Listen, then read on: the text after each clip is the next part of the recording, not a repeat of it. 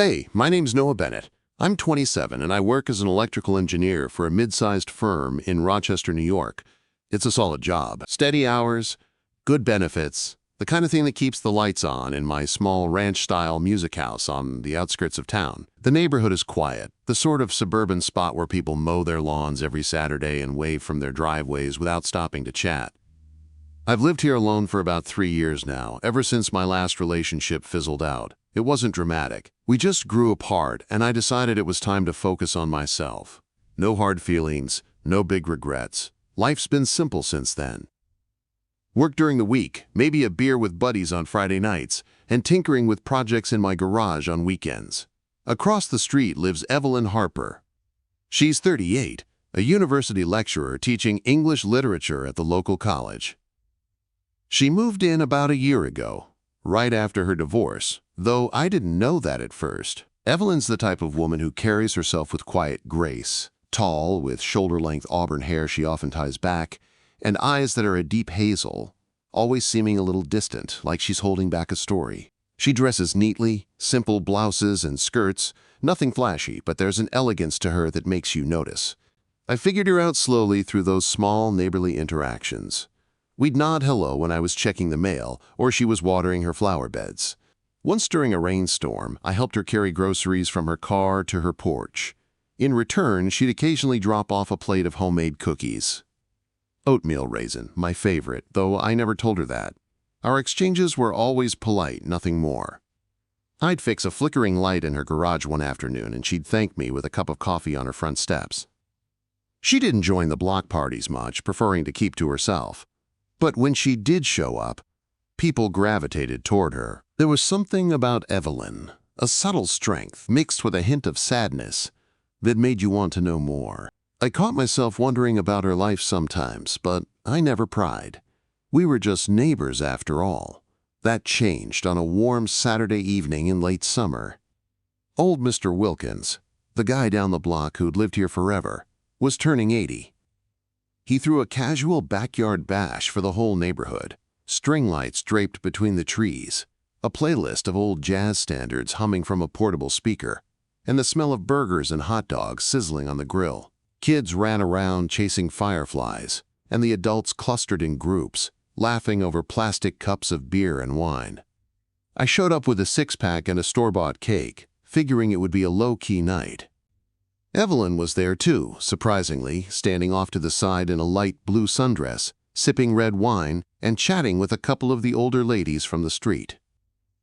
I got roped into manning the grill with a few of the guys, flipping patties, joking about sports, the usual. Every now and then I'd glance over at Evelyn. She looked relaxed, her laugh carrying softly across the yard when someone said something funny. As the sun dipped lower, the party shifted to games. First, a round of cornhole, then some silly trivia about the neighborhood.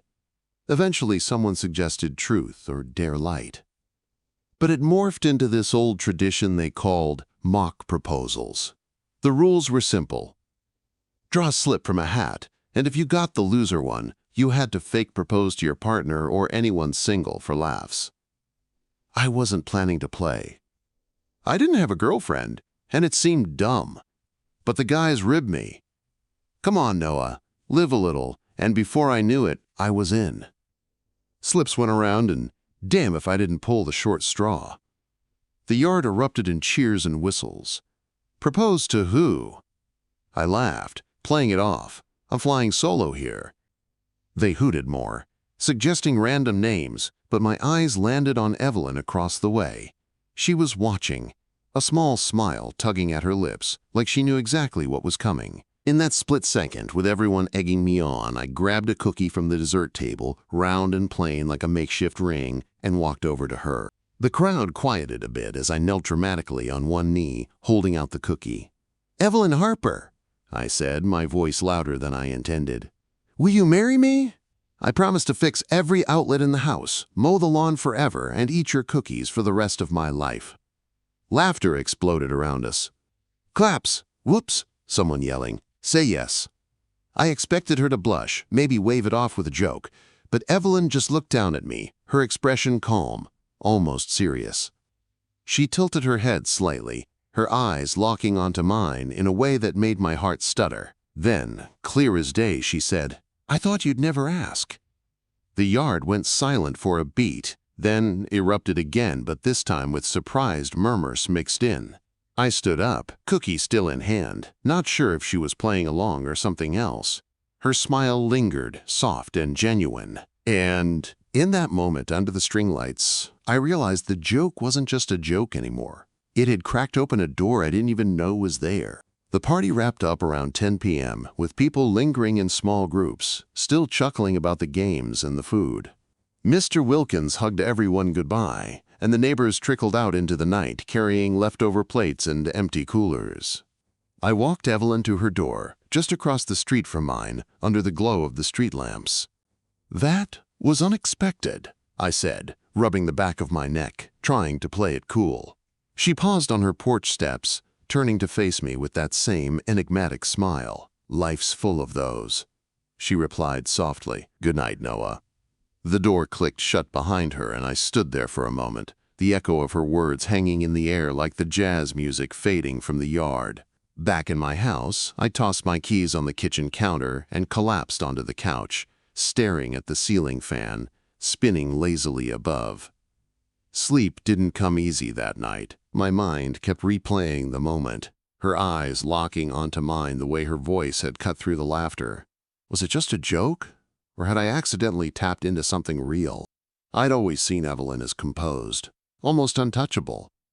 But tonight, there'd been a spark, a vulnerability in her response that made me question everything.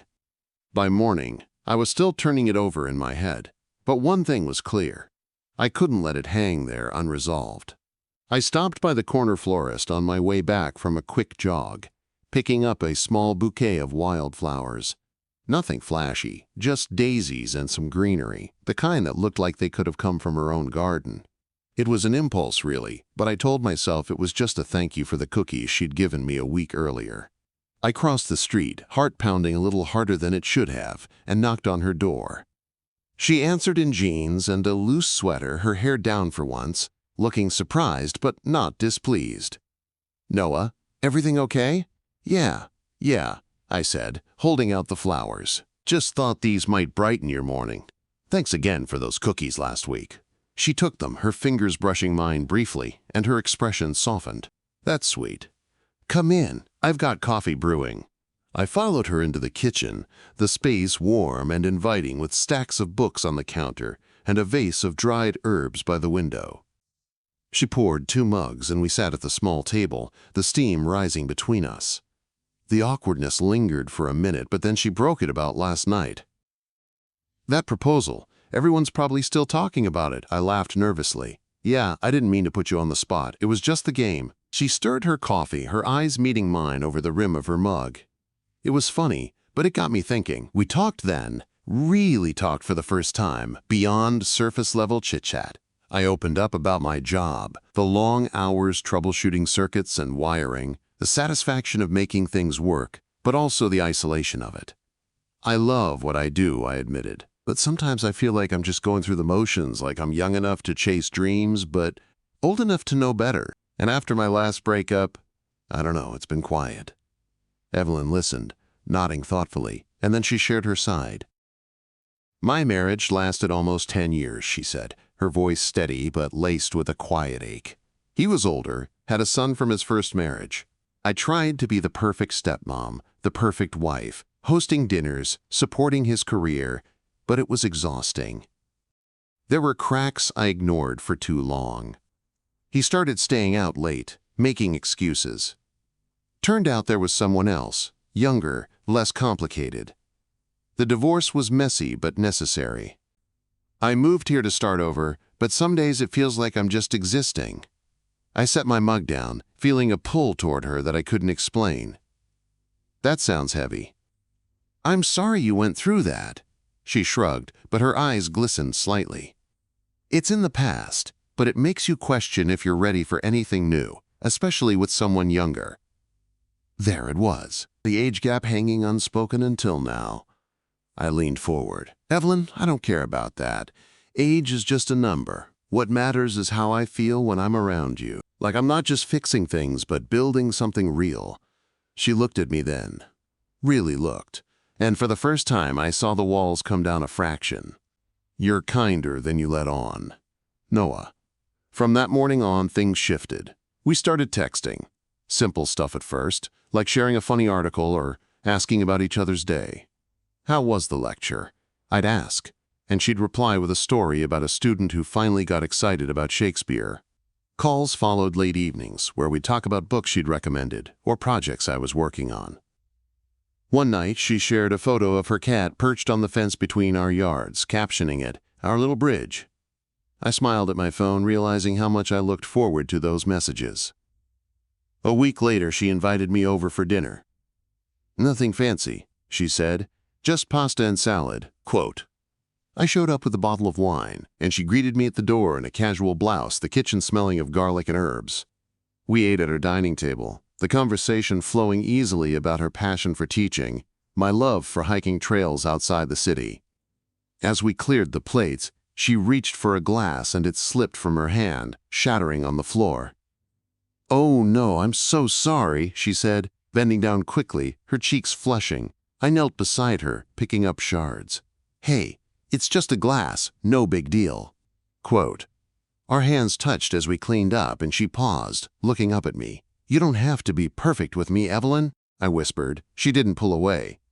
Instead, she leaned in and we shared a quiet hug, her head resting against my shoulder for a moment that felt endless. When she finally stepped back, her eyes were soft. "Thank you, Noah, for seeing me." That night, as I walked home, I knew we'd crossed a line.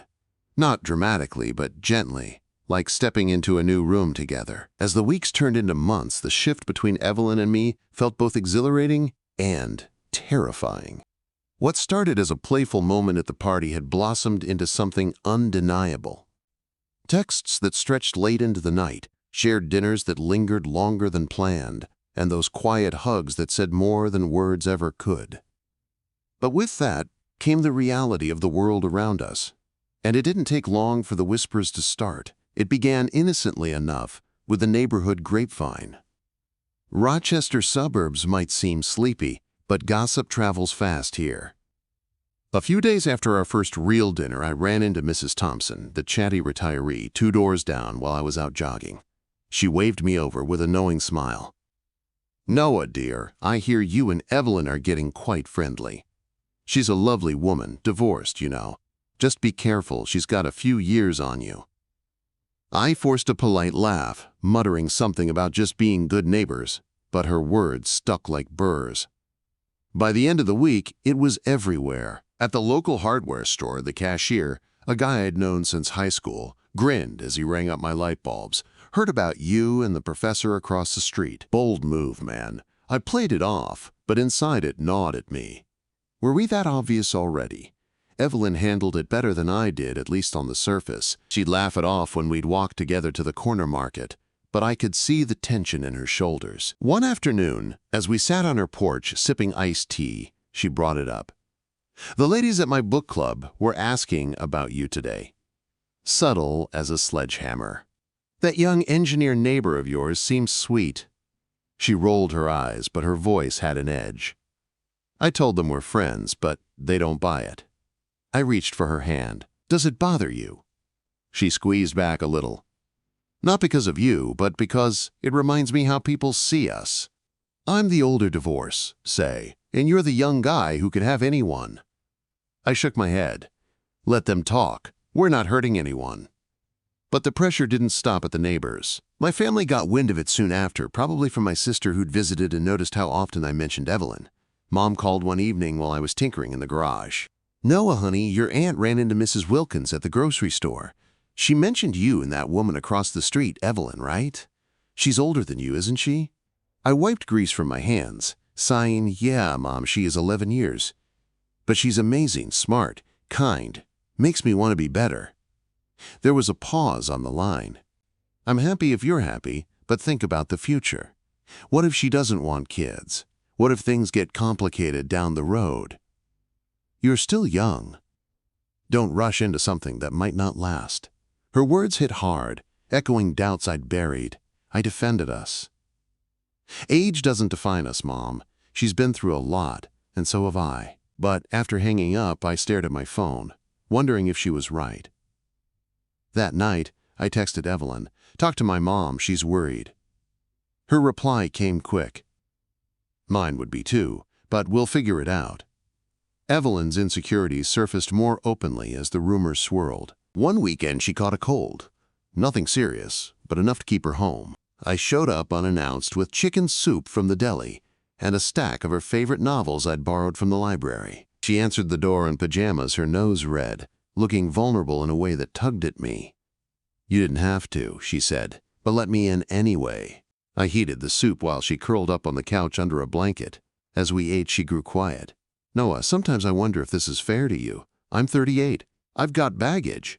An ex-husband's kid who barely talks to me anymore. You could be with someone your age, someone without all this history." Tears welled up, and she wiped them away quickly. "I feel old next to you." I set my bowl down and knelt in front of her. "Evelyn, you're not old. You're experienced, wise, beautiful. And yeah, we've got challenges, but that's life. I don't want easy. I want real." She pulled me into a hug, her head on my shoulder. "You're too good for your own good," she whispered. To push back against the noise, I convinced her to join me for a family barbecue at my parents' place a couple of hours away. She hesitated. What if they hate me? But I insisted. They'll love you once they know you. We drove up together, her hand in mine on the gear shift. Mom greeted us warmly enough, but I saw the appraising look. During dinner, questions came. "How's teaching going, Evelyn?" "Noah says, you're divorced. Must be tough." Evelyn handled it gracefully, sharing stories about her classes and even making Mom laugh with a tale about a student's wild interpretation of Shakespeare. By dessert, the tension eased. On the drive home, Evelyn exhaled. "That wasn't as bad as I thought." I grinned. "Told you. They're coming around." One rainy evening, we took a walk under shared umbrellas, the street slick and shiny. She stopped suddenly, turning to me. "If you ever want someone younger, someone without the stares and whispers, you'd tell me, right?" Her voice was small, raw. I pulled her close, rain dripping around us. "I'd tell you the truth, and the truth is, I won't want that. You're it for me, Evelyn." We kissed then, soft and sure, the world fading away. In that moment, the barriers, the age, the gossip, the doubts felt surmountable. We were choosing each other, and that was enough to keep going.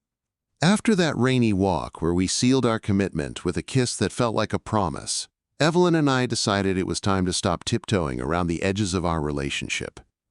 No more half-truths or evasive answers when people asked. We weren't hiding anymore. We were ready to own it. The first step was meeting her mother, Elizabeth, who lived about 40 meters away in a cozy cottage on the edge of a small town. Evelyn was nervous, twisting her hands in the car as we drove up. "She's protective," she warned, "and she'll grill you about everything. Job, intentions, the works." I squeezed her knee. "Let her. I have nothing to hide." Elizabeth was waiting on her porch when we pulled up, a sharp-eyed woman in her mid-60s, with silver-streaked hair and a no-nonsense demeanor. She hugged Evelyn tightly, then turned to me with a polite but scrutinizing smile. "So you're the young man who's got my daughter smiling again." Over lunch, homemade quiche and salad from her garden. She didn't hold back. "What do you do for work, Noah?" Quote. I explained my engineering role, the projects I handled, how I enjoyed the problem-solving aspect, and your plans, family, kids. I met her gaze steadily. "I want those things someday, but right now, I'm focused on being there for Evelyn. She's the one who makes me think about the future, seriously." Elizabeth nodded slowly, watching as I refilled Evelyn's water glass without her asking. By the time we left, she pulled me aside. "Evelyn doesn't open up easily. If you're the one who got through to her, don't let her down. I promised I wouldn't." And as we drove away, Evelyn exhaled. "She likes you. That's huge." Next came integrating with my friends. I'd mentioned Evelyn to my buddy Josh in passing, but he hadn't met her yet. I set up a casual group hangout at a local brewery. Me, Josh, and a couple of other guys from work. Evelyn was hesitant at first. What if they think I'm too old for this crowd? But she showed up in jeans, and a cozy sweater, her hair loose, looking effortlessly at ease. The guys were surprised at first. Josh's eyes widened when I introduced her as my girlfriend, but she won them over quickly. She jumped into a debate about classic books versus movies, holding her own with sharp wit and a genuine laugh. By the end of the night, Josh clapped me on the back. "Dude, she's cool. I get it now. You look happier than I've seen you in years." Evelyn beamed on the way home. They didn't make me feel out of place. Thank you for pushing me. Life threw its curveballs, though, testing us in ways that deepened what we had. A few months in, I lost a big contract at work. A client pulled out last minute, leaving my team scrambling and me questioning my skills. I came home frustrated, slamming cabinets in the kitchen. Evelyn showed up at my door with takeout Chinese, sensing something was off from my texts. "Talk to me," she said, setting the food down. I vented about the setback, the fear of falling behind in my career. She listened without interrupting, then cupped my face. "Noah, one loss doesn't define you. You've got talent. I've seen it in how you approach everything. Keep going. The right opportunities will come." Her words pulled me out of the slump, and sure enough, a better project landed a week later. "You believed in me when I didn't," I told her later. "That's what partners do." Then came the scare with her mom. Elizabeth had a high blood pressure episode and ended up in the ER one night. Evelyn called me in a panic at midnight, her voice breaking. I threw on clothes and drove straight to the hospital, picking her up on the way. We spent hours in the waiting room, me holding her hand as she paced. When the doctor finally said Elizabeth was stable, Evelyn collapsed against me in relief. We stayed overnight, taking shifts by her bedside. In the dim hospital light, Evelyn leaned her head on my shoulder. "I don't know what I'd do without you here." I kissed her forehead. "You don't have to find out. I'm not going anywhere." In between those big moments, we built routines that felt like home. We adopted a stray cat that wandered between our yards, naming him Whiskers, and took turns feeding him. Weekends meant gardening together. I'd dig while she planted bulbs, our hands dirty, and conversations meandering from work stress to dreams of travel. One evening, we argued over something silly, my packed schedule leaving less time for us. Voices rose, frustration spilled out. "I feel like I'm always waiting," she said, tears in her eyes. I paused, realizing I'd been selfish. "I'm sorry. You're right. I need to balance better." We talked it through till dawn, ending with apologies and a promise to communicate more openly. "No more holding back," I said, pulling her close. She nodded. Deal. Those small conflicts, resolved with honesty, only made us stronger, healing the scars from our past, one shared sunrise at a time. Nearly a year had passed since that mock proposal at Mr. Wilkins' party. And in that time, Evelyn and I had woven our lives together in ways that felt as natural as breathing. The doubts, the whispers, the family concerns, they'd all faded into the background, replaced by a quiet certainty that we were building something lasting. I'd started thinking about the future more seriously, not in abstract terms, but in real tangible steps. One evening, as we sat on her porch watching the sunset, I slipped away mentally, planning what came next. I wanted to make it official, but in a way that echoed how we'd started. Surrounded by the people who'd watched us grow from neighbors to something more, I kept it secret, enlisting Josh to help with the logistics. We turned my backyard into a simple gathering spot. String lights draped over the fence. We shared a long wooden table borrowed from the community center covered in white linens and scattered with wildflowers from the florist downtown. I invited our closest friends, a few understanding neighbors like Mrs. Thompson, who'd warmed up to us after seeing how happy Evelyn was, and even our families. Mom and Dad drove up, and Elizabeth came too. Her skepticism long since softened into quiet approval. The excuse? Quote, "A neighborhood appreciation dinner." I told Evelyn, downplaying it as just a casual get-together to thank everyone for their support over the year. The evening arrived crisp and clear, the air scented with grilled vegetables and fresh bread. About 24 people showed up, milling around with drinks in hand, laughter filling the yard. Evelyn looked stunning in a soft green dress. oblivious to my nerves as she chatted with Josh's wife about books. I waited until after the main course when the sun had dipped low and the lights twinkled on. Heart-pounding, I grabbed a wireless mic from the small speaker setup and cleared my throat. "Everyone, can I have your attention for a sec?" The chatter died down, faces turning toward me expectantly. Evelyn raised an eyebrow, sensing something was up. I stepped toward her, pulling a small velvet box from my pocket. The ring inside simple, a solitaire diamond on a platinum band, chosen because it reminded me of her understated elegance. "Evelyn Harper," I said, my voice steady despite the butterflies. "A year ago, I knelt in front of you with a cookie and a joke. I thought it was just for laughs, but it opened the door to the best thing that's ever happened to me. You've shown me what real strength looks like, what it means to love without fear. So tonight, in front of the people who matter most, I'm asking for real. Will you marry me?" The yard went silent, then erupted in gasps and cheers. Evelyn's eyes filled with tears, her hand covering her mouth as she laughed through them.